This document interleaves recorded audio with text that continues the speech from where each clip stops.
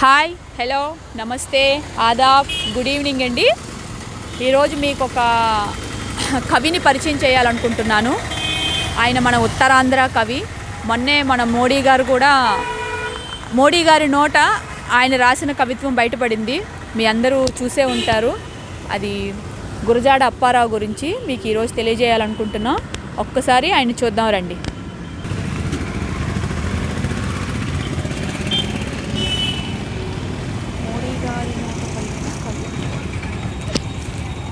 1862 1915 వరకు అండి. ఈయన రాసిన గ్రంథాల్లో కన్యాశుల్కం చాలా ఫేమస్ అయింది. దాన్ని రెండు దీని కింద రాశారు. ఆయన లాస్ట్ హెల్త్ బాగోకుండా నీలగిరి కొండలో రెస్ట్ తీసుకుంటున్నప్పుడు కూడా మళ్ళీ వేరేగా రాశారట. రెండు ఉన్నాయి, ఇవి సిరీస్ అనొచ్చేమో. సో ఈ స్టాట్యూని పోస్పాట అశోక్ గజపతి రాజుగారు పెట్టించారు.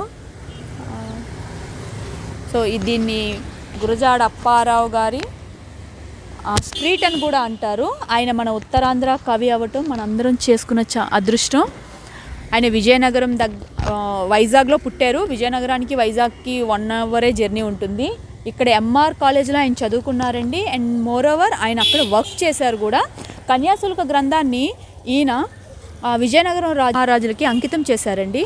ఈయన వాళ్ళ ఆస్థాన కవి అని అనడానికి అతిశయోక్తి ఏమీ లేదు. వాళ్ళ పోషణలో ఈయన ఉండేవారు కూడా. ఈ మార్గాన్ని గురజాడ అప్పారావు మార్గం అంటారండి. సో కోటకి ఆనుకొనే ఉంటుంది. విజయనగరం మహారాజు వారి కోట రైట్ సైడ్ ఉంటుంది. ఇది విజయనగరం. ఆయన ఇల్లు కూడా చూద్దాం. ఇప్పుడు ఇంకొక చదువుకున్న కాలేజ్ ఎంఆర్ కాలేజ్ చూద్దాం.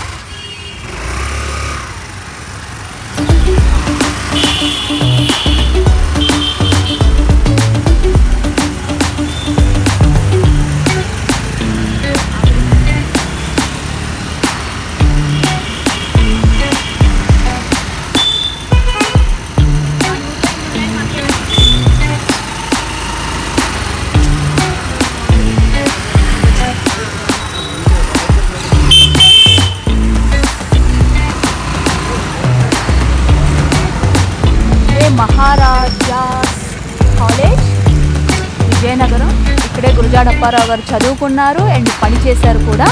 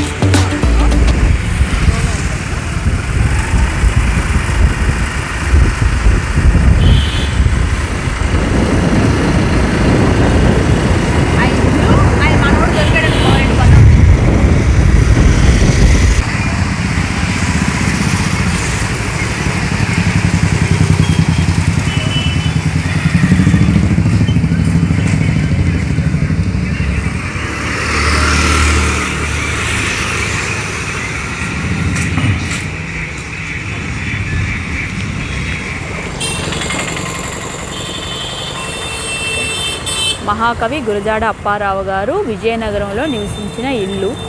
ఆయనది విజయనగరం అనొచ్చు. వాళ్ళు వలస వచ్చేసారండి. పశ్చిమ గోదావరి జిల్లా నుంచి వలస వచ్చారు. ఆయన చదువు పుట్టుక విశాఖపట్నం, చదువు ఉద్యోగం విజయనగరం జరిగింది. ఆయన రాసిన మహాగ్రంథాల్లోని కన్యాశుల్కాన్ని కూడా మహారాజా వారికి, విజయనగరం గజపతి రాజా వారికి అంకితం చేశారు ఆయన. సో అదంతా కోట. మరోసారి మనం కోట చూద్దామండి.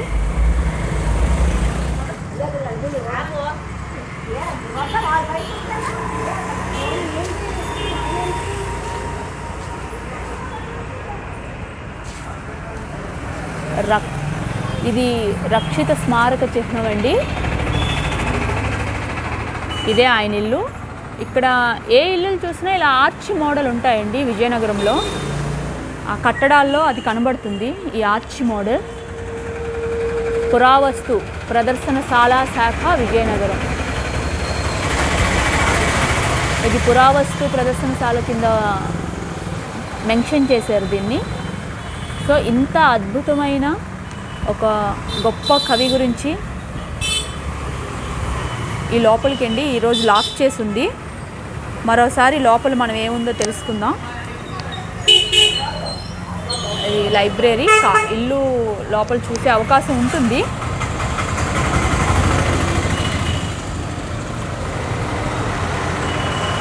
గురజాడ అప్పారావు గారి ముని మనవడిని మీకు చూపిస్తున్నా. వాళ్ళు ఇక్కడే ఉన్నారు, వాళ్ళ తాలూకా వంశస్థులు. ఆయన సొంత ముని మనవడట. ఆయన ఇల్లు చూద్దాం, చూడండి. ఇదే ఆయన ఇల్లు. లోపలికి వెళ్దాం, సార్ని కూడా చూద్దాం. నమస్కారం. ఎల్జీ వ్లాగ్స్ లివింగ్ గుడ్ అనే యూట్యూబ్ ఛానల్ ద్వారా మీ దగ్గరికి వచ్చాం. గురజాడ అప్పారావు గారి ముని మనవళ్ళ గురించి తెలుసుకుందాం, ఆయన కుటుంబాన్ని తెలుసుకుందామని. మీ మీ వంశం గురించి, మీ తాతగారి గురించి మీ నోటంటే వినాలనుకుంటున్నాం సార్. ఒక 4 మంచి మాటలు మా కోసం, మా వ్యూయర్స్ కోసం చెప్పండి సార్. ఒక సంఘ సంస్కర్తగా, ఒక దేశభక్తిని చాటుకునే విధంగా ఒక గీతం రాశారు. ఆ రోజుల్లో కన్యాశుల్కం అని చిన్నపిల్లల్ని ముసలి వాళ్ళకి ఇచ్చి పెళ్లి చేసేవారు. ఆ దురాచారాన్ని అరికట్టడం కోసం కన్యాశుల్కం అనే నాటకం రాశారు. ఆ నాటకం ఇప్పటికీ 100 సంవత్సరాలైనా ఇప్పటికీ సజీవంగా ఉంది. అందులో పాత్రలన్నీ సజీవంగా ఉన్నాయి. ఆ తర్వాత దేశభక్తి గేయం, అన్ని రచనల కన్నా కూడా దేశభక్తి గేయం ఒకటి ఉంటే చాలు. శ్రీశ్రీ గారు అన్నట్టు ఎన్ని ఏమున్నా లేకపోయినా ఒక దేశభక్తి గేయంతో ఆయన పేరు ఏ దేశంలో వెళ్ళినా సరే పాడుకోవచ్చు. అది అన్ని దేశాలకు వర్తి, ప్రపంచంలో ఏ దేశంకి వెళ్ళినా వర్తిస్తుంది. తర్వాత 5 కథానికలు రాశారు. అయితే ఆయన ఆరోగ్యం బాగుండేది కాదు, అందునుంచి కొంచెం తక్కువ కాలం బతికారు, లేకపోతే ఇంకా మంచి రచనలు వచ్చేవి. అలాగా 5 కథానికలు రాశారు. తర్వాత దేశభక్తి గేయం. తర్వాత ఎంతమంది పిల్లలు సార్ ఆయనకి? ఆయనకి ఒక కొడుకు, 2 కూతుళ్ళు, ఒక బాబు, 2 పాపలు. సో మీరు కొడుకు తరఫున, కొడుకు తాలూకా మనవాడిని నేను. కొడుకుని ఆయన ఏం చేసేవారు సార్ మీ తాతగారు? మా తాతగారు రెవెన్యూ ఇన్స్పెక్టర్ పనిచేస్తారు. Revenue inspector. ఓకే. సో మిగతా వాళ్ళు ఎక్కడ ఉన్నారు సార్? అంటే ఇంకా మీ కజిన్స్ కానీ వాళ్ళు? వైజాగ్లో ఒక అతను ఉన్నారు, మా అన్నయ్య, మా పెద్దనాన్నగారు అబ్బాయి. సో మొత్తం ఎంతమంది మునిమనవాళ్ళు ఉన్నారు సార్ ఆయనకి? ఇంచుమించు 10-15 మంది ఉంటారు. 10-15 మంది మునిమనవాళ్ళు ఉన్నారు మన మహాకవి గారికి. Okay sir. సార్ ఆయన థింగ్స్ ఏవైనా మాకు చూపిస్తారా? గురజాడ అప్పారావు గారి ఇల్లు మొత్తానికి తాళం వెతికామండి. వాళ్ళ మనవడు గారి దగ్గరే ఉంది ఇది. అయ్యో మిస్ అయ్యాం, తాళం లేదు అని అనుకున్నా, బట్ ఉంది. చిన్న సంక్షిప్త చరిత్ర అప్పారావు గారిది.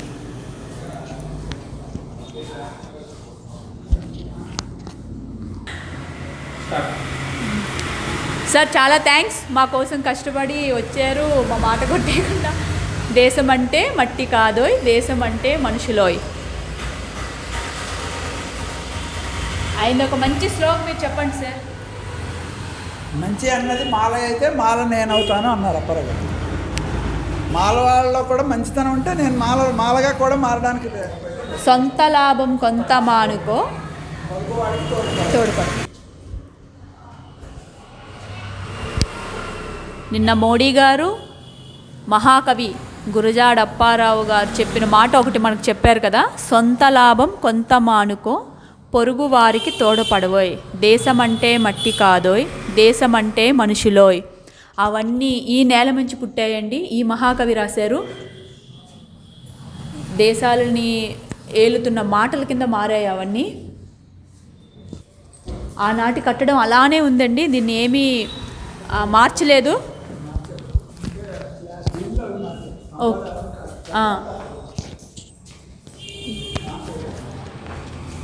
గురజాడ అప్పారావు గారి ఇంటిలోకి మనం వచ్చేసాం.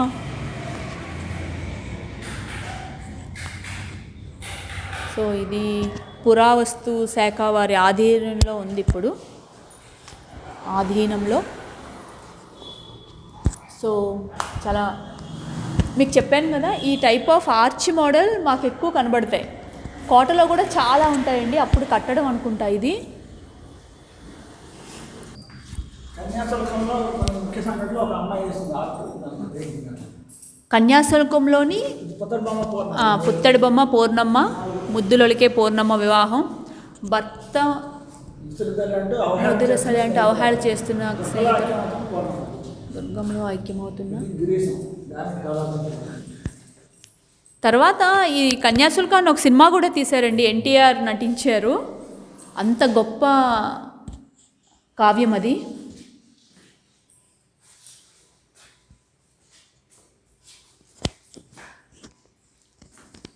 ఎన్ని సంవత్సరాలు అయింది ప్రసాద్ గారు దీన్ని గవర్నమెంట్ ఆధీనంలోకి తీసుకొని? 90. సో అప్పటి వరకు మీ ఆధీనంలోనే ఉంది. మీ తాతగారు, మీ నాన్నగారు వాళ్ళు. సో మీ తాతగారు వాళ్ళు ఇక్కడే పుట్టి పెరిగి ఉండొచ్చా?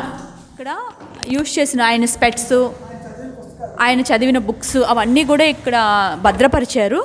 అవి చూద్దాం రండి. History of the rice of the Mehmood in power, history of the civilisations చదివారు. సివిలైజేషన్ని చదివారు. ఇవన్నీ ఆయన చదివిన బుక్స్ అంటండి. సివిలైజేషన్ గురించి మాట్లాడుకుంటున్నాం, బట్ కానీ 100 years బ్యాక్కే వీళ్ళు అవి చదివిన బుక్స్ అండి. ఇప్పుడు మార్పు చెందుతుంది అంటున్నాం. హిందూయిజం,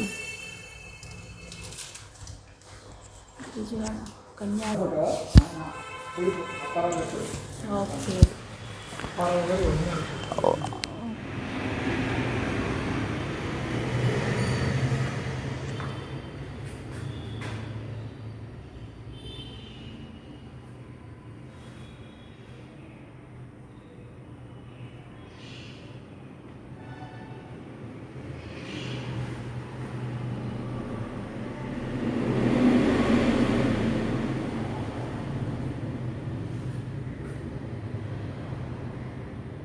ఇంత మీనింగ్ చూడండి. అప్పుడు వితంతు వివాహాలు, ఇప్పుడు పునర్వివాహాలు. అప్పుడు అంటరానితనం ఉండేది. నెక్స్ట్ కన్యాదానం తీసుకొని అమ్మాయిల్ని ఇచ్చేవారు. ఇప్పుడు ఆదర్శ వివాహం కింద మారింది. అమ్మాయి అబ్బాయి ఇద్దరూ చదువుకొని, అది ఎప్పుడు 1857 to 2020 అండి. అక్కడ వేశారు చూడండి కాలచక్రంలో 18 ఇంత మార్పు జరిగింది. ఆ మార్పుకు నాంది పలికిన మహానుభావుడు ఈయనే.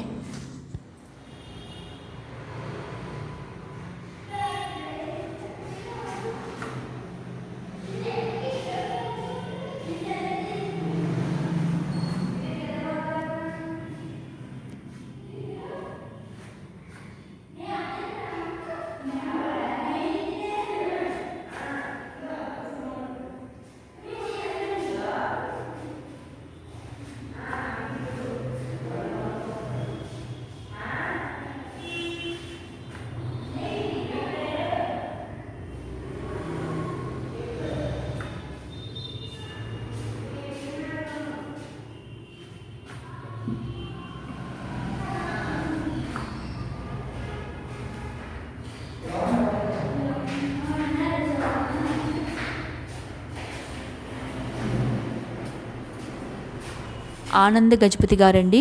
ఈయన ఆస్థానంలోనే గురజాడ అప్పారావు గారు కవిగా కొనసాగింపారు. ఏంటి సార్? అభినవ ఆంధ్ర భోజనం మన ఊరు. ఏం మారలే.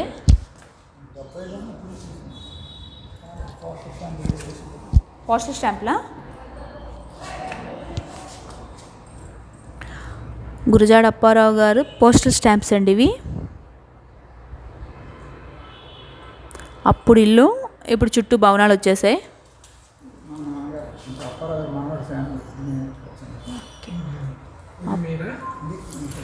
అప్పారావు గారి ఫ్యామిలీ, వాళ్ళ నాన్నగారిది. సార్ వాళ్ళ ఇంట్లో ఉన్న పిక్ నేను తీసుకున్నా. ఇది ఒరిజినల్.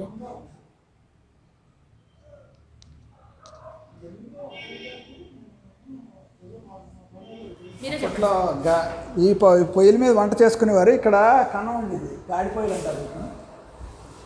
దీన్ని గాడిపోయి అంటారంటండి.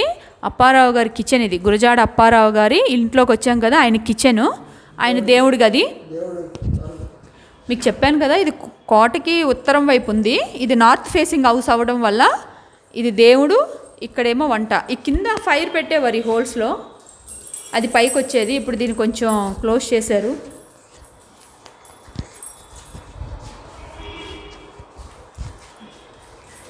సో ఇవన్నీ ఆయన రాసిన రచనలు, బుక్స్ అన్నీ ఇక్కడ పదిలిపరిచారండి.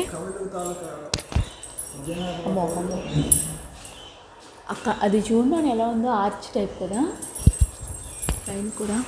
ఆ కట్టడాలు చూడండి, అందుకే ఇన్ని సంవత్సరాలైనా అలానే ఉంది. ఇంటికి మరో అంతస్తు అండి, పైకి ఎక్కుదాం రండి.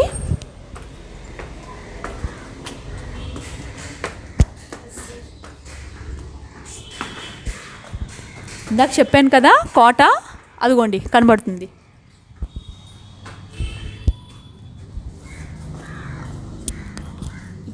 చెయ్యి పెట్టు, కోట గోడక.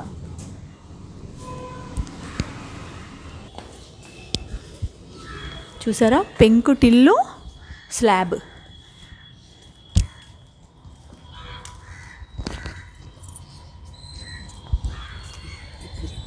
కోట ఓకే, చూడండి కోట గోడ అదే. అది మీకు right side, left side turn అయితే ఆ వైట్ కలర్ పెయింట్తో కనబడుతుంది కదా, అది మెయిన్ ద్వారం, కోటకి మెయిన్ ద్వారం. ఇదొక అందమైన గది, అద్భుతమైన ఆర్కిటెక్ట్. చూడండి,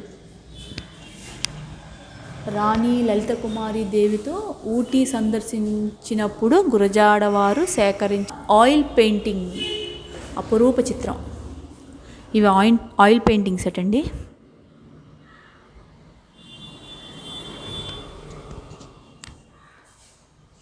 లలిత కుమారి దేవి ఎవరు సార్?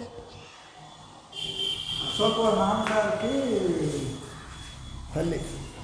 అశోక్ గజపతి అంటే మాజీ ఎమ్మెల్యే, వాళ్ళ నాయనమ్మ. సో లలిత కుమారి అంటే ఇప్పటి అశోక్ గజపతి గారికి నాయనమ్మ గారటండి, ఆవిడ ఇచ్చారట ఇది. సో కొత్త ఇంటికి లలిత అని ఆ బోర్డు ఆవిడిచ్చారు. వాళ్ళ ఇల్లు ఉండేదా? ఇది గురజాడ అప్పారావు గారి సొంత చేతి రాత, ఆయన ఓన్ హ్యాండ్ రైటింగ్. గురజాడ స్వదస్తూరితో ఉన్న దేశభక్తి గీతం అది.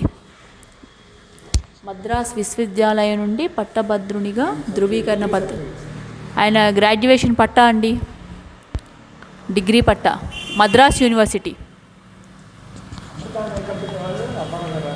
అమృత కంపెనీ వారు అప్పారావు గారికి అమృతాంజనం ఎందుకు రాశారు? మీకు ఇప్పుడు అమృతాంజనం కంపెనీ తెలుసా? పెయిన్ బామ్ మనం వాడతాం కదా, ఆ కంపెనీ వారు అప్పారావు గారికి రాసిన లేఖ. సో ఇవి 1913లో రామచంద్రాపురం జమీందారు వారు గురజాడ వారికి రాసిన లేఖ.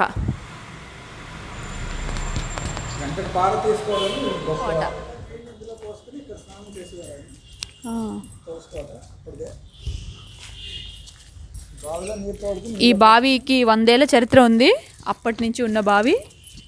ఈ వాటర్ తీసుకొని ఆ కుండీలో ఉండేది. సూర్య నమస్కారాలకి వాడేవారటండి ఈ ప్లేస్ అంతా. ఇది తులసి కోట. ఇప్పుడు కొంచెం టాయిలెట్స్ అవన్నీ కట్టారు, కానీ ఆ రోజుల నుంచి కూడా ఇంత పెరడు ఉండేది. ఆయన చిహ్నం మరొకటి కనబడుతుంది మనకి. నేను వెళ్ళనా?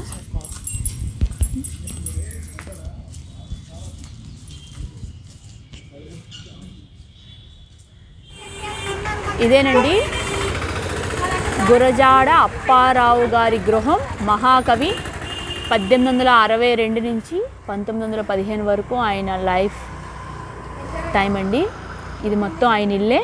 ఇది కోటకు ఆనుకొని ఉందండి, అది కోట గోడ చూడండి, అది కోట గోడ. కోటకి ఉత్తరం వైపు ఉందండి ఆయన ఇల్లు. దీన్ని ఇప్పుడు లైబ్రరీ కింద చేశారని విన్నా.